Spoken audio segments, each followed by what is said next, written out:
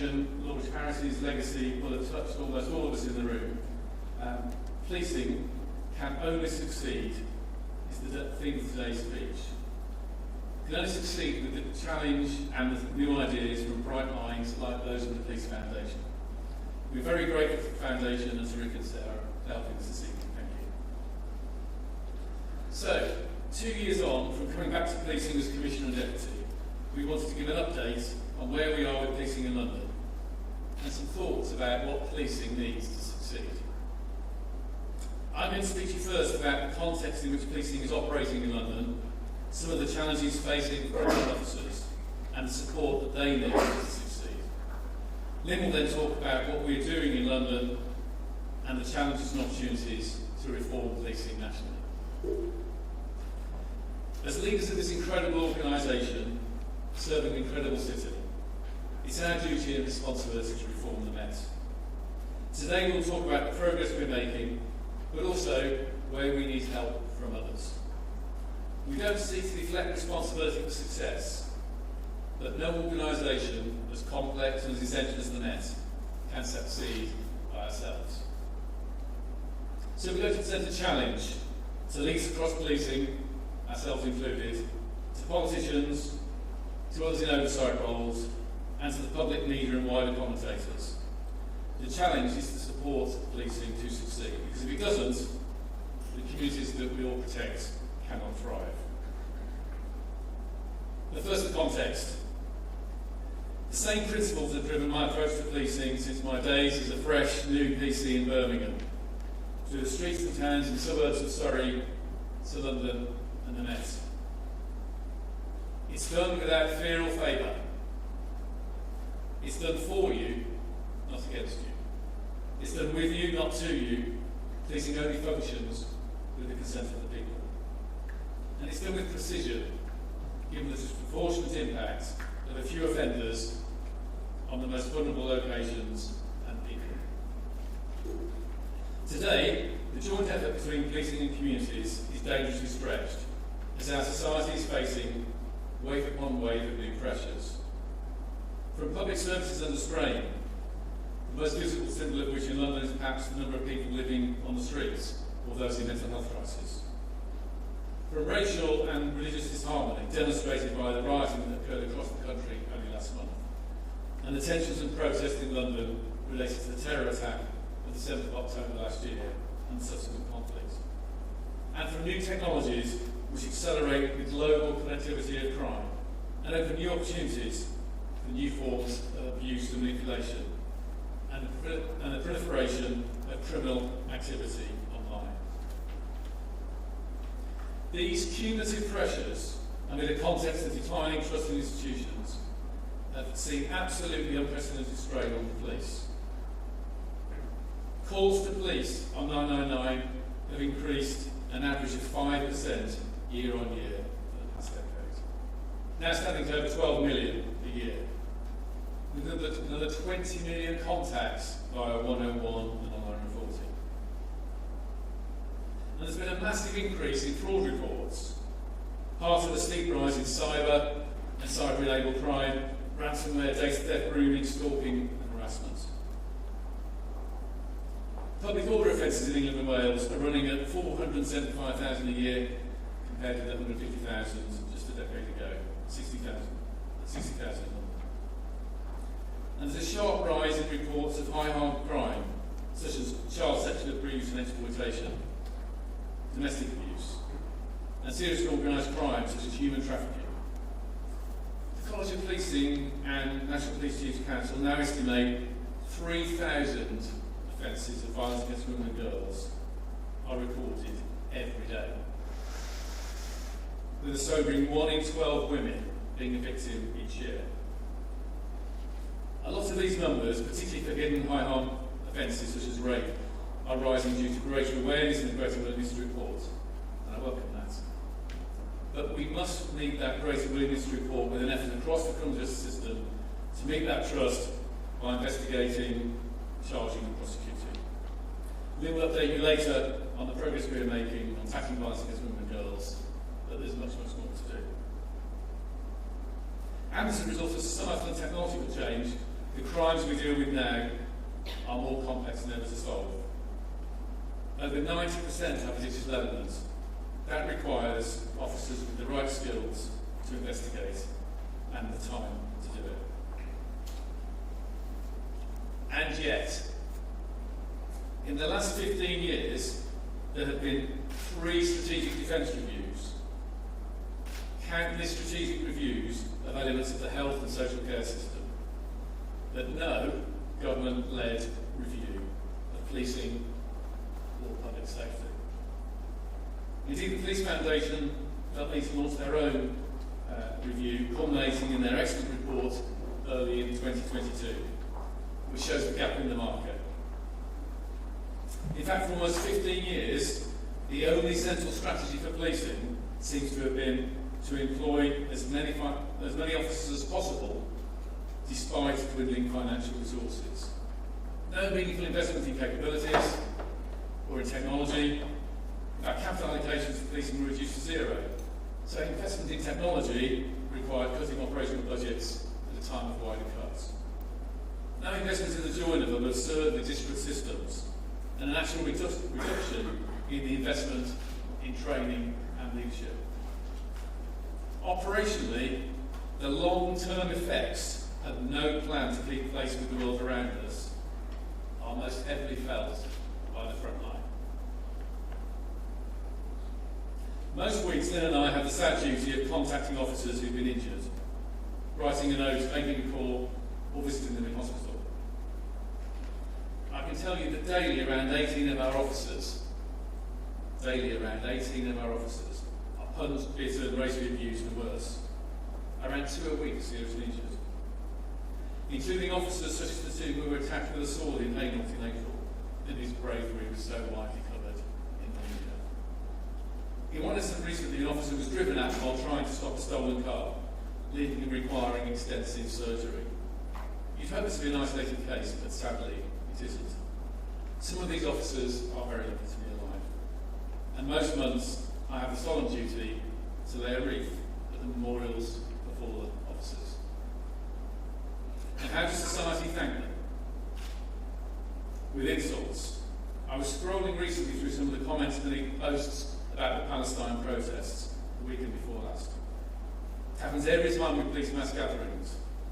A riot of noise about injustice and bias. The police are useless, biased, pathetic, shameful. I'll tell you what's shameful: the abuse of our officers and the silence, particularly of men in authority. We should be very clear when people, be they politicians or the public, throw accusations and slurs at police officers. They put them in danger by emboldening thugs. Some people won't care about that. They're the criminals. But everyone else should. I say to all those throwing insults, be very careful which side of the line you're standing. Indeed, you heard this from HMIC last week. See Andy sat in front row. This is what they said about partiality and policing protests. Quote, senior politicians should take great care to make sure they're in possession of full facts before making public statements that can have a detrimental effect on the public perception of police impartiality. We form the view that the polarised positions taken by politicians and the public sometimes leave the police in an invidious position. End quote. We police without fear or favour and for everyone. It does no one any favours for this to deliberately undermine, to drive clicks on social media. Worse, we have seen this increasing violence against police officers. The National Federation survey earlier this year showed that 95% of police officers said that how the police are treated by government has a negative effect on their morale. That's just one indication of how they feel. The consequence is a growing crisis in police officers' confidence to act. And that makes us all less safe. It's not just about abuse and intimidation. The system we've created to hold officers to account has also gone out of kilter. A stark example of this was the case of P.C. Fisher, who was driving to the scene of a live terrorist attack under the most unimaginable pressure. As a result of the mistake, he crashed and found himself under a long IOPC investigation, culminating in a one-week Crown Court trial for dangerous driving. late last year, he was rightly acquitted by a jury. I can think of no other country where an officer rushing towards the scene of a terrorist attack who makes a mistake would be pursued for misconduct and prosecuted over 4 years. The right answer would surely have been some reflection, some retraining and testing, so we're getting back to protecting the public. The system that holds officers to account needs to pass the common sense test. It should be timely, fair and respected by both officers and the public. It isn't. And I believe we're seeing the impact of this on our streets. Stop and search, an important tactic when used well, which takes knives and weapons off our streets, has declined massively. And the arrest rate in London is also reducing. We know that a third of our officers say that they have reduced confidence that has led them to voluntarily surrender their public order accreditation. A third say they're giving up their taser qualifications. And over a quarter, their firearms tickets. This means fewer officers doing the high-risk jobs that we need them to do. That risks London becoming less safe. Officers should know that when they follow their training and they act in good faith, from their sergeant to the commissioner, they will be supported. This is the approach in the health service. It cannot be right that in one part of the public sector, which makes life and death decisions, should be held to a different standard to another. Now, no one has been firmer on standards in policing than me. I've talked about them a lot, and I don't propose to say more about that today. But there is no paradox, no contradiction in wanting to support the vast majority of officers who are delivering for the public in the most exceptional circumstances. Going outside policing, as I did before I took up this job for 4 years, helped me to see our workforce differently. Working with many in the private sector, from start-up tech companies to big four consulting firms, I saw better paying conditions, the latest technology and smarter buildings. But it helped me to appreciate more deeply the thing that police have, that the commercial sector doesn't. The utterly extraordinary commitment of our people to the mission.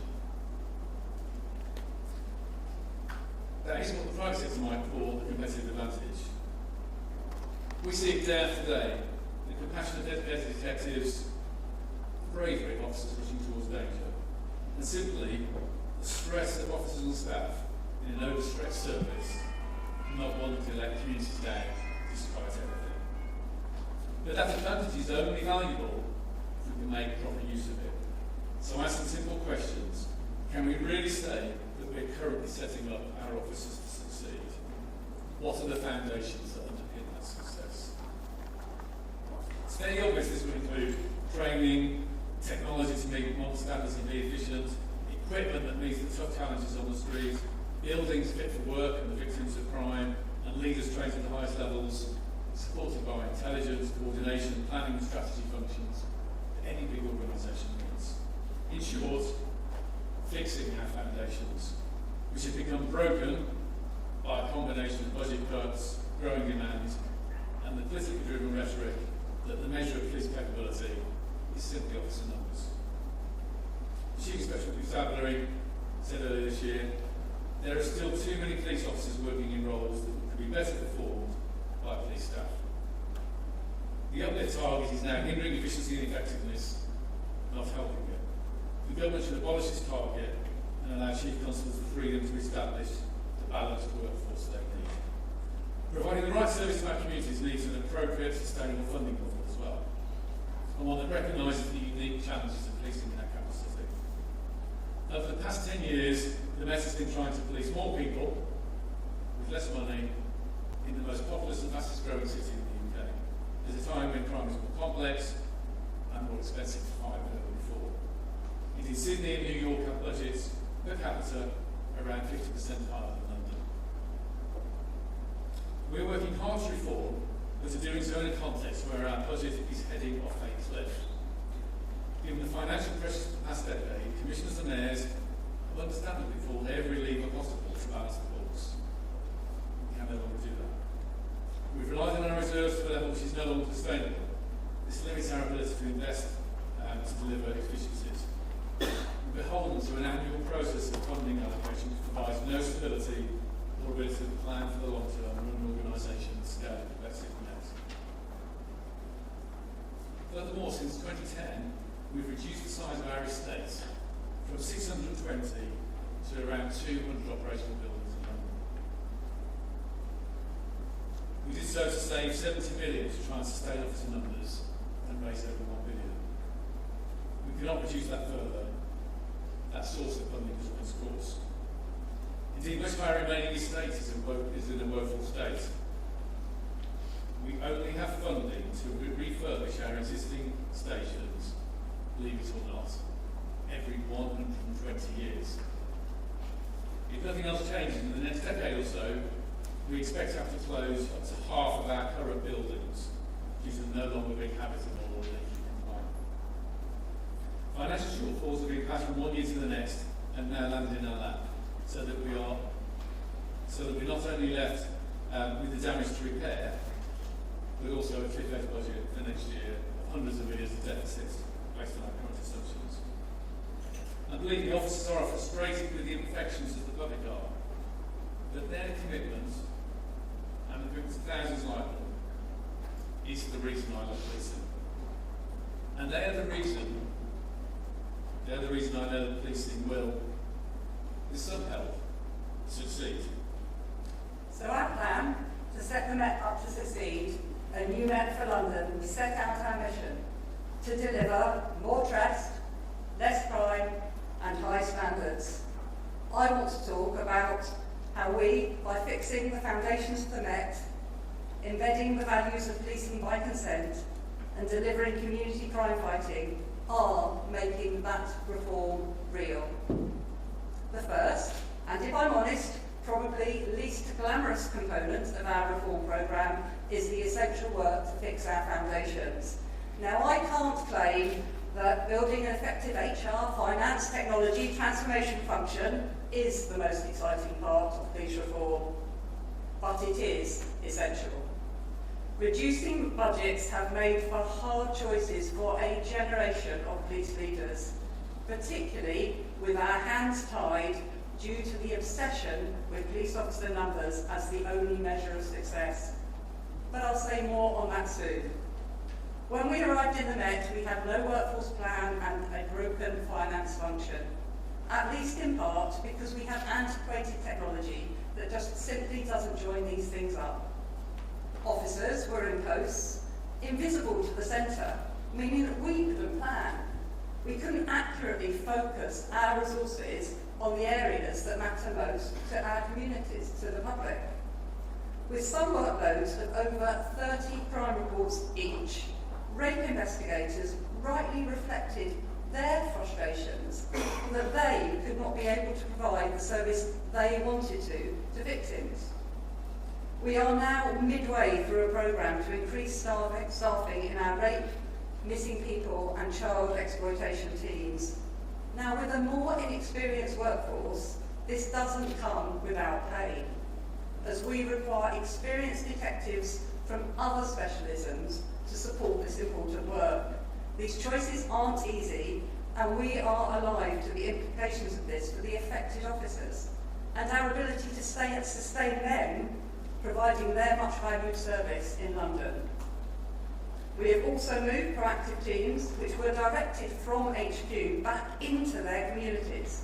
That means local officers making decisions about where to deploy resources to tackle local problems, working with the people who are affected by them to keep them safe. Mark talked about the national disinvestment in training and leadership development. We are seeking to reverse that. That's why we've given 5 days of training to every single frontline leader. That's over 8,000 people since April last year.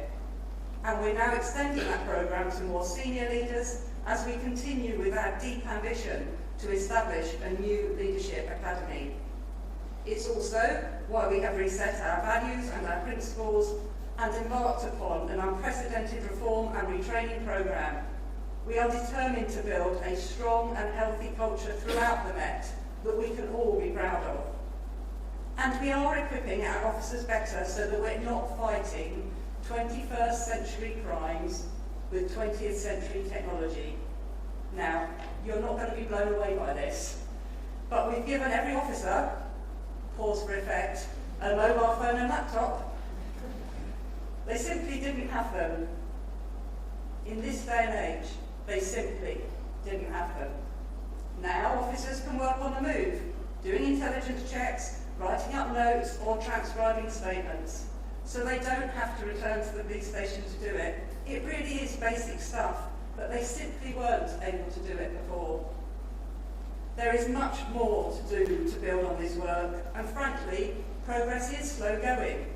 But building the basics for functional organisation is essential to improve for the public. Alongside fixing our foundations is the second pillar of our reform programme, embedding the values of policing by consent, with policing in our communities at the heart of our mission to fight crime. We committed in a new Met for London to putting more officers locally in neighbourhoods, more PCSOs, more PCs, more supervisors, a superintendent per every borough. That demonstrates good progress, but I see we have colleagues from our communities here, and I know they have said to me that our efforts have been hampered. And what have they been hampered by? They've been hampered by the huge amount of police time that is spent policing protests and events. The Israel-Gaza protests, Just Stop Oil and Notting Hill Carnival alone have taken 70,000 officer shifts over the last year. And I'll just repeat that, just think, 70,000 officer shifts. That's the equivalent of over 500,000 officer hours, often taken from visible policing on our streets, in our communities, which is so very valued. It's why the National and International Capital City Grant, which we received to reflect our unique pressures, is so very important. An independent review commissioned by the Home Office agreed we are underfunded. We now think the gap from that grant alone is £240 million. Additionally, we face a recruitment crisis. This is one of our biggest challenges due to the cost of living in London, due to the public narrative around policing, due to the relentless negativity that Mark spoke of. But there's more too. While other parts of the country offering cheaper rents and a lower cost of living, it's a genuinely tough call to make. We expect officer numbers to decline overall this year. And of course, when we didn't meet our recruitment targets, we got penalised by the Home Office. Over the last 2 years, we were fined almost £90 million for this. Now, we could mitigate some of this by moving 2,500 officers out of back office roles and onto the front line, where the public want to see them. We have the lowest officer to staff ratio in the country. But that would only be possible if we are given the funding to backfill their roles with civilians, including call handlers, financial crime specialists, data and AI experts. Put simply, you don't police with consent if you don't have the officers to police in and with your communities. We know how much local policing does to drive trust. Measures of trust and confidence vary, but after a long period of decline in those who think the Met are doing a good job for their communities, we are pleased that we are stabilising and are now above the national average and the average for our most similar forces. I could go on and highlight the work we are doing to improve our work with London's diverse communities. We know that black communities have some of the lowest levels of trust in our organisation. We are determined to address this. That's why next week we will be publishing our London version of the National Race Action Plan, built on providing greater protection for black communities who are disproportionately likely to be victims of crime, as well as systemic issues in our own organisation. The third pillar of our reform plan is a focus on community crime fighting, which sees us working with communities and using data and intelligence to deliver precision policing. Our approach to violence against women and girls, or VAWG, is a good example of what we have been seeking to achieve. In piloting, the VAWG 100 is great to have Larry here with us today, which ranks offenders based on the extent and severity of the harms they cause. We are able to target those who pose the greatest risk to women and girls, tackling predators to better protect victims. The project has identified high harm subjects, with 92 of them arrested for a total of 252 offences. 67 of these have been convicted so far. Compared to a similar cohort the year before, we used the index to identify the worst offenders. This new strategy more than doubled the likelihood of arrest for the top 100 offenders. Our rape charge rate was below the national average. The national average is 6.9%. Our charge rate has increased from 4.2% to 9.4%. Of course, it is nowhere near enough, and we must do more to improve outcomes for victims of other sexual offences. But it shows that when we focus our efforts, when we make use of data and technology to deliver precise policing, we do succeed. As we look to a more joined-up policing system, the VAWG 100 approach is something that could benefit from national rollout, but it would require investment in technology and data skills locally and nationally to be effective. As well as targeting predators with better data and more resources, we're targeting them with technology. Through investment in live facial recognition, we have arrested over 360 wanted offenders, including the VAWG offences, and arrested 30 sex offenders in breach of their conditions. And we're changing our approach to investigations by focusing more attention on the most solvable cases, using automation and reducing officer caseloads. We intend to improve the number of offenders we are bringing to justice. It's early days, and we can never ever take our eyes off serious violence in London. But the evidence shows London is safer on serious violence and violence against women and girls than our most similar forces. So, there's a moment for you. I've either bored them to death or they're overwhelmed. So while you don't necessarily see the absence of crime, it is happening. You don't see crime reduction, but it is happening. You don't always see the work that underpins proactive and preventative policing, but it is happening, such as our sustained work to tackle gun crime, currently at its lowest level in 15 years, using forensics and technology alongside working closely with communities to gather intelligence. It is gratifying for our officers, but more than that, it's a relief for our communities. When our proactive work takes down serious criminals, such as prolific suppliers of drugs and guns, one who styled himself as James Bond, well, he's now serving 16 years for conspiracy to supply cocaine and firearms.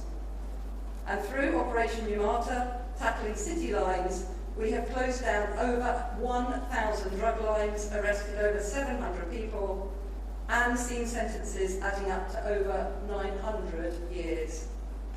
Successes in tackling VAWG and serious violence, vital though they are, aren't enough. And we know that we need to do more, much more, to tackle robbery and theft. Some of the work I have just discussed should help address this, but we also need help from business. We know that 57,000 mobile phones are stolen every single year. It might surprise people to know that companies which run operating systems on our mobile phones, primarily Apple, primarily Google, allow devices which have been reported them as stolen to re-register. We want industry to plug this significant loophole in their security, to block connections from lost and stolen devices. This would reduce the value of a stolen smartphone and make a real difference on our streets. I now want to return to the subject of national reforms. These are reforms that we need to support the reform programme we have in the Met. I have a unique vantage point from my time in Surrey, my time as DG of the National Crime Agency, and now back in London. It looks to me as if nationally policing is at an inflection point, with a new government wanting to take a stronger role, with legitimately high expectations on us to deliver. As a whole system, we need to step up. This is no time for being timid and waiting for government to make decisions for us. As a group of leaders, whether chiefs, PCCs, heads of national bodies, inspectors, we have to show true leadership right across the system. And let's be honest, this isn't something we have historically been very good at. My experience leading the NCA showed me that too often parochial interest undermined efforts to collaborate, or our operational independence is used as an excuse not to pool sovereignty and powers. They like that one. It cannot be right that we do virtually everything, 43, often different ways. It's not efficient, and it certainly isn't effective. With Mark, I am pleased to be part of a group of leaders who are, for the first time in my service, truly united not only on the need for reform, but also on the direction that reform should take. Now, I don't speak for them today, but we collectively look forward to play our part with the new government to shape the solutions that are needed. The issues we are facing in the Met as we deliver our reforms are those faced not only by other forces, but by the wider structures of policing. A need to fix foundations, to set ourselves up to deliver for our communities and for the front line, to build new capabilities to meet the new challenges that Mark talked about, and to improve our governance and finance. National problems need us to deliver national solutions. In the August 2011 riots, we were too slow to mobilise resources across the country. I know, I was there. This summer, the national policing structures did better, and as in 2011, officers on the front line and those in command did incredible things in the face of appalling violence and hugely testing circumstances. But this year, we were still inhibited by lack of data and shared technology, a leadership structure that relies on negotiation and incoherent governance. We were better, but still not good enough, undermined by lack of investment in join-up and central coordination. As I have said, we can't continue to deliver our services to the public in 43 different ways. Variation at a very local level in order to respond to local needs will always be important, but for specialist capabilities such as serious and organised crime, public order, firearms or complex investigations, we have to deliver the right functions at the right level. Only this week, I was part of a nationwide conversation about provision of firearms ranges, with individual forces grasping for solutions themselves. It's a great example of something of such significance that one national approach to deliver shared, well-located facilities is surely the right solution. So let's be clear, despite the best efforts of many, voluntary collaboration has not worked, often driven by the personal veto of 86 players across chiefs and PCCs. Now is the time to look again at the balance between national, regional and local functions, to have a shared approach to workforce, finance, governance and technology. The lack of a strategic plan for policing means that improvement in collaboration in IT has been woefully slow, with risks slipping further and further behind the private sector through the loss of investment, precipitated by the loss of capital grants from government and lack of join-up. I have yet to hear a single rational reason why 43 different approaches to IT and infrastructure investment is sensible. Beyond that, the public won't be aware of the inefficiency where police officers, moving from force to force, have to resign and rejoin, or the fact there's no coherent career structure across the country for police staff, or agreement on the role of staff and officers from force to force.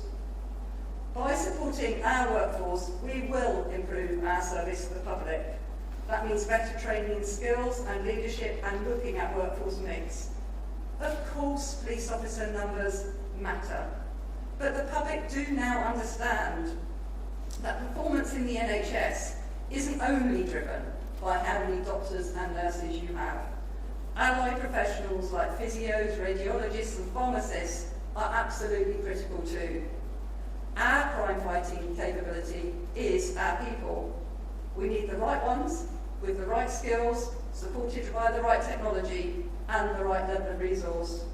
Please, don't tie our hands by tying us to a headline officer number alone.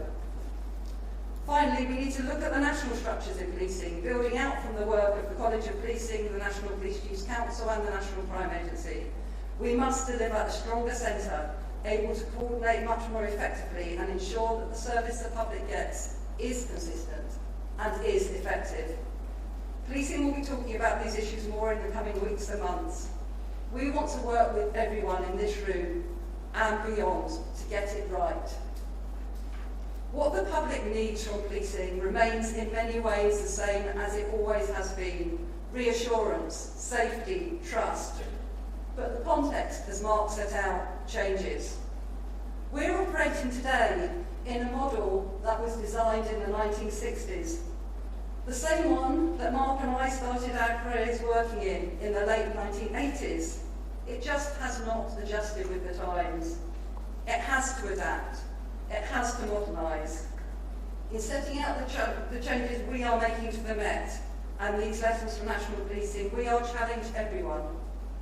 Ourselves, politicians, the public and the media, to support policing, to support all our officers and staff and all those we work with to succeed. Thank you.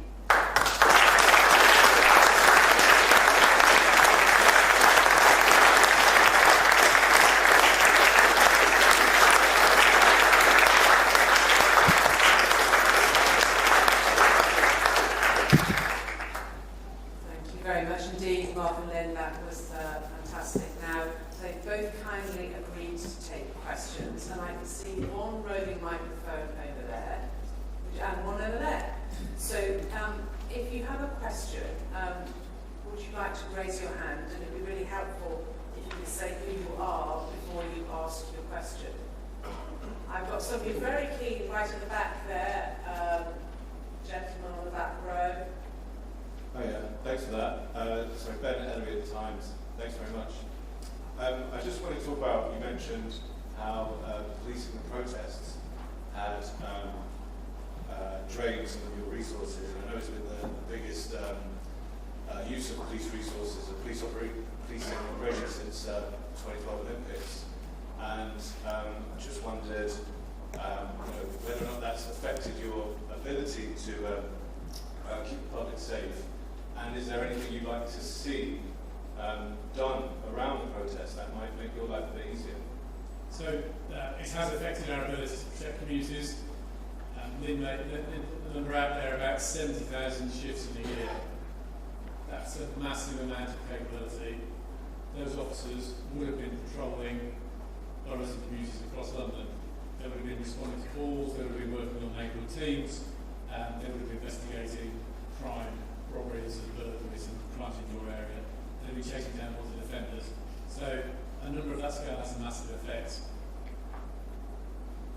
The balancing factor in London is something established 30 plus years ago, which is a capital cities grant to recognise that some things land in a capital city which don't land in other police forces, and Lynn and I work together in sort of Surrey, and we've worked other places like Kent and West Midlands, and different places, different challenges, but some extra things land in the capital city.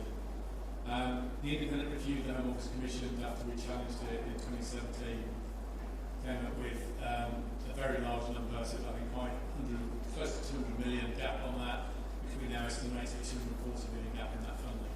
So that's a financial issue. In terms of whether the law on protest should be less permissive, if that's part of your question, That's a perfectly good question. And the last person to answer that should be, the police should not be saying what the balance is between the right to protest and everyone's right to go about their duties. That's the job of Parliament. I think it's interesting that Parliament in Northern Ireland created a different regime for protest, which didn't involve police officers' decision maker and involves trade commission. So there are different ways of doing it. If Parliament and communities wanted a different solution, that's possible. But at the moment, if you want to protest on the same issue with 10,000 friends every day of the week, you can do. So there's a woman down here sitting next to Louisa. So it's coming down here. Hi, it's Penelope Gibbs from Transform Justice. So, evidence is that out-of-court resolutions have a much better reoffending rate than court sanctions, and yet the Met, compared to other forces, uses a bit less of out-of-court than it used to last year and the year before compared to other forces. In resources terms, wouldn't it pay you to use more out-of-court? So I'm a big supporter of out-of-court disposals, and certainly when Mark and I work together in Surrey, I think you'll find that Surrey is one of the higher users. I support out-of-court disposals when you have some very good diversionary techniques connected to them. I think when out-of-court disposals are successful, it enables you to engage in good and active diversion. I think there is a very good challenge to us about the work we do with the Mayor's Office of Policing and Crime to make sure we have the right referral mechanisms for people that could, for example, engage in sort of retraining so that they, for example, don't engage in violence. I mean, I think there are some things that you can do within communities. I think my concern about that is the extra workload you end up putting on the front line, and that's the constant balance that we have in London. So a reparation that watches a youngster repair a fence, for example, who is going to, in inverted commas, police that? But I think your challenge to us is very fair. We just have to work, I think, with the Mayor's Office of Policing and Crime on what the diversionary opportunities are, and actually who will then monitor them, so we're not taking officers or PCSOs off the front line to do that task. Thanks. I think Vikram had his hand up at the back. Right.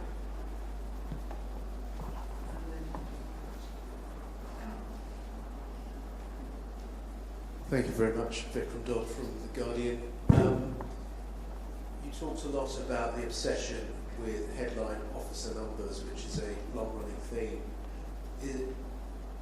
Would you actually be comfortable with less officers, fully warranted officers, and what do you think the balance should be, and do you think you've got a cat in the house chance of convincing the government that they should accept a fall in headline officer numbers? So I want a more capable Metropolitan Police, where the officers and staff feel well supported and capable, and the public see a difference on the streets in terms of our ability to build trust and reduce crime. Frankly, I think that should be a bigger organisation, as indicated by our getting comparable stats with the capital cities. In that size, the capabilities within it need to be different. So the mix within it needs to be a different balance of officers and staff, different balance of investment between sort of people and technology. Once you put a ring fence and say, before you do any other decision, you've got to have so many of these, that's pointless. If I was hiring you, Vikram, for a new media outlet I was going to create, heaven forbid. If I was up for a new media outlet, which is not a career I'm thinking of, and I was to offer you a media outlet where we're going to have lots of journalists, but we're going to give you no research tools, no technology, no money to pay sources, then you probably wouldn't be desperately keen on it. You might say that's the one you're working at. You can say that, I can't. So, yeah. Thank you.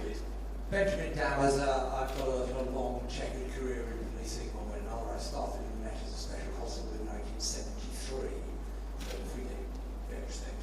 My question is also about officer numbers. Damien, you talked about trust and communities. One of the things that is actually very easy for communities to understand, A, visibility. Have I seen something down the street last year there's 21,000, this year that's a good thing. If that is not the metric, then what you propose is the right metric that will still engage communities' trust that is understandable. Yeah, that's a brilliant question, and that gets to the heart of the numbers I tried to use in the presentation. So I think the public would be horrified if they knew that we had 2,500 fully trained, capable police officers doing functions that are not core policing functions. You always will need some people and some roles for people who aren't fully deployable at a moment in time because of injury. But I think the measure of success for police officer numbers should be police officer numbers fully engaged in doing a role that is closely connected to the use of their powers and what the public see and what the public do. And I think you get there through a mix of quantitative numbers, so how many people have you got doing those jobs and how many hours are they visible, but it has to be supported by the qualitative, the survey work and then the outcomes that they achieve in those roles. And I think the challenge that we have at the moment is actually, if you were to speak to the amount of time that our officers spend doing their core job, if you think of things like digital downloading of phones in instance, because they're not supported by coherent technology that is good for victims, speedy for victims and speedy for justice, they spend hours redacting information for the Crown Prosecution Service to make a choice on charging, and actually you could actually deal with that through technology, and I would rather have... I thought it was not agreeing with me then.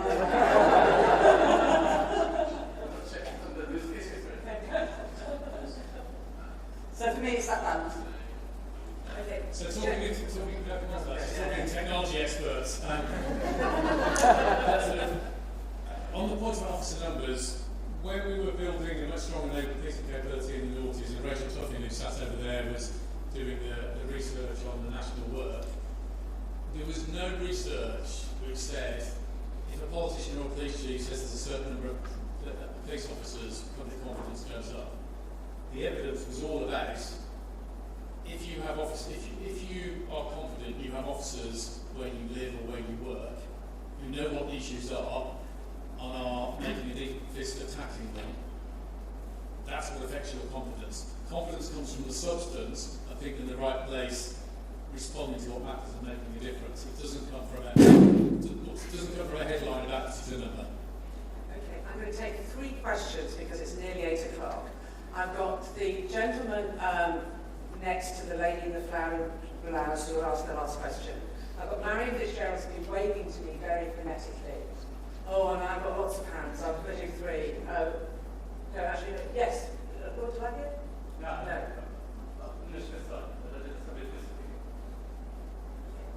Right, let's go to Shepard first and then to Marion. I'll try to be brief. Chris Barnes from the National Programme on Network. I wonder if you could say something about vulnerability in the context of the people that you deal with as suspects as opposed to victims, particularly thinking about, in answering to the question on the screen, what you need from health, social care, education, other parts of the state to address what I would see as a very high level of vulnerability on that side of the business, for want of a better term. So hold that in your minds. Then Marion over here. Just an observation really to support what Lynn was saying. I've recently done some work, and if you just look at the number of police officers, and if you just look particularly at the number of constables, I think last year or the year before, compared to 2010, it's about equivalent. And you look at if you look at it in terms of productivity, the arrests per constable are just so very much lower. It really is quite striking. So worth looking at that, I think, in terms of supporting your argument about having people doing the jobs that you expect them to do. Thanks. And then Anna should side here.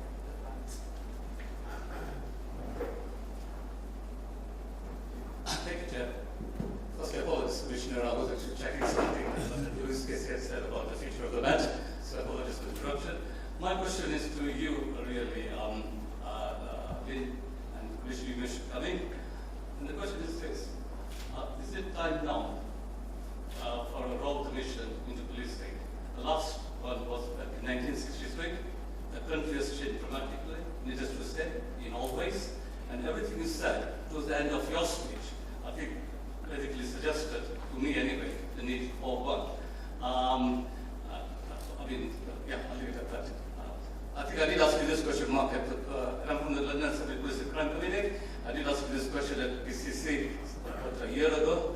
I think, and I understand your position, you go fairly ambivalent answer, which is either yes or no. And I'm not going to divulge private conversations I had with people in politics, but there is, I think, support for this argument.